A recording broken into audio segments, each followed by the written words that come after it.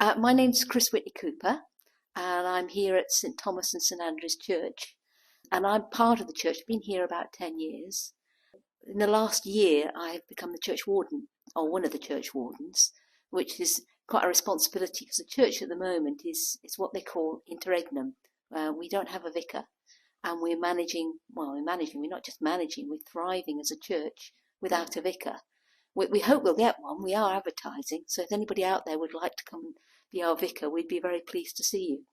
The church is quite small. It's been here for 50 years, which is why we're celebrating at the moment. So it was built in 1975. Very interesting. So you came here 10 years ago and you've been in the congregation, and then you stepped up to this role of Church Warden, which I understand is quite a responsibility. It's also a legal position, isn't it?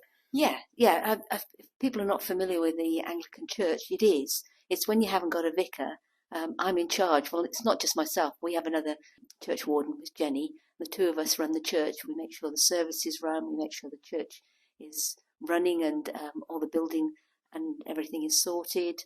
We make sure everybody's okay. So we make sure pastoral.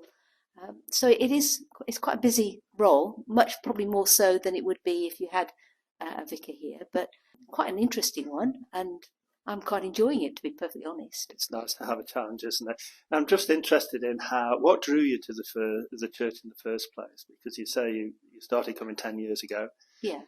Myself and my partner were looking for a place to be, and we tried a few churches in Stafford, and we came to this one not knowing what it was like, but we were given such a warm welcome. People were so friendly and welcoming, and we discovered there were one or two people we did know in the church that we thought we'll give it a go, and 10 years later we're still here. That's amazing, and very often it is that welcome, isn't it? That Yes. initial welcome. I guess it's still the case that this is a welcoming. It is, and if you talk to other people in the church, there are a number of people who've come here, and they've come here just to see what the church is like and just never leave. I mean, we are quite a small congregation, but we're a congregation with a big heart. We're very open, and we do a lot within our local community, and we can kind of consider ourselves the heart of the community, and outreach is really much of what we do. So that although the services are small in terms of numbers coming, people are involved, and we'd go out, and we do have lots of events where lots of the community are part of. Well, yes, I was going to ask you actually, tell me a bit about the church and what the style of the church is.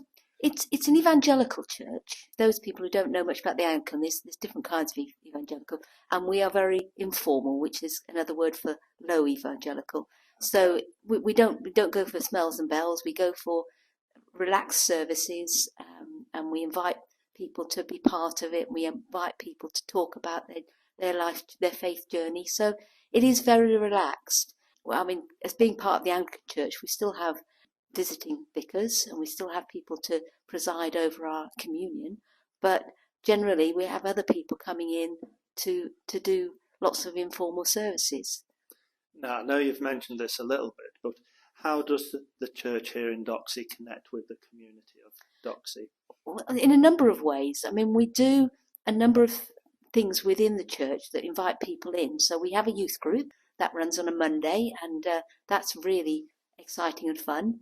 We have a smaller group called Doxey Hub, where it's sort of 5 to 7 year olds that we actually don't meet in the church. We meet in the community centre, but the church runs it.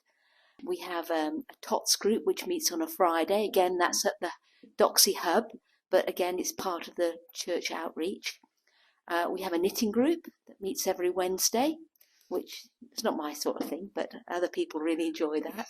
Knitting and nattering. Well, yeah, that sort of thing, yes. Yeah. But I don't knit, so I probably wouldn't enjoy that. And we have a thing called Doxey Friends. And Doxey Friends meets once a month and invites anybody in the community to come and have a cup of tea, piece of cake, and do some activities. We did a Lego club last time, which was great fun. But we've made craft items. We've done all kinds of things. And we try to involve the community in as much of the events as we have. We do big messy events. So there'll be a big messy event this Easter. I mean, last messy event we had at Christmas, and we had 70 people come in from the local community, and we did activities with children. But I think actually the adults enjoyed it just as much as the children did. So messy church is a really very much an alternative way of doing church. It is. It's much more relaxed. We talk about our faith, but we do it in a very relaxed way, and we do it through activities, and we try to link those activities to the message of Jesus. Yes, I think it's one of the great successes of the Anglican movement, isn't it? The messy church has been very successful throughout for many years. Absolutely. And has become people's church in a way. Yeah. A lot of people find messy church is the church they want to be at rather than the normal church. I think sometimes the morning service can be a little bit daunting for people who are not used to Anglican services. So we do try to open up the church, and we do have every once a month, we have a gather service where we have a band, and I lead some of the services and other people lead some of the services. It's part of the community to invite them in, so that it's very much our experience talking about our faith journey, and it's a little bit more tangible for people. You know, I'm a person, this is what happened to me, and this is how I practice my faith. Yes, that's a very nice way of communicating faith to people, making it personal. Now, you've got a special event coming up. We have. It's 50 years since St Thomas and St Andrews was built here in Doxey. It was an amalgamation of two churches. A church that was down in Castleton, which is behind the Mercedes garage. There was a church there, St Thomas, and then St Andrews was a little hut, really, the tabernacle they called it, which is down by the Doxey shops. So they amalgamated those two churches to make this church because they could see a growth in this community. Yes. So we built it 50 years ago. It's built on a pond, a farmer's pond. So it's built on a raft, so it doesn't sink. But it's been going, and it's been very successful those 50 years. So we're celebrating the fact that we've been here 50 years, although the church itself has been here a lot longer than that.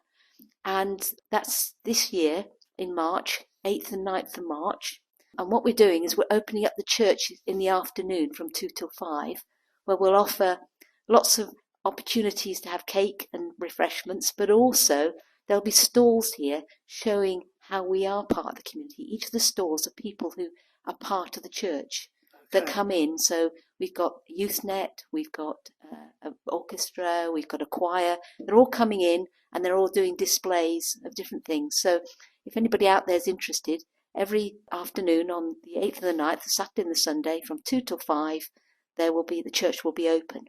And on the Sunday morning, we've got Bishop Matthew coming to preside over our service, and we've invited all the old vicars to come back, and lots of people who've been involved with the church over very many years to come in, and the mayor's coming. So it will be quite a packed service. So if you're thinking of coming, 10:30 on Sunday, it'll be packed, so come early. So come early, and it's open to anybody. Open to anybody. We'd be delighted to see anybody. We are a very open church, and we will be very pleased to see anybody who wants to come and see what we like. So if people want to find out more information about the church and about the events that are going on here, what is the best way to do that? I think probably the best way is to look at the website. All the information is on the website, and if anybody wants to get in touch with us and wants to leave a message, if you do that through the website, we always contact people who contact us through the websites. Not a problem at all. What is, just to remind me of the website address?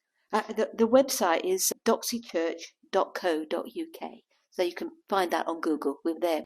Excellent. Thank you very much. And thank you very much for talking to us. Oh, that's great. No, and I hope people will come along. It's going to be a great weekend.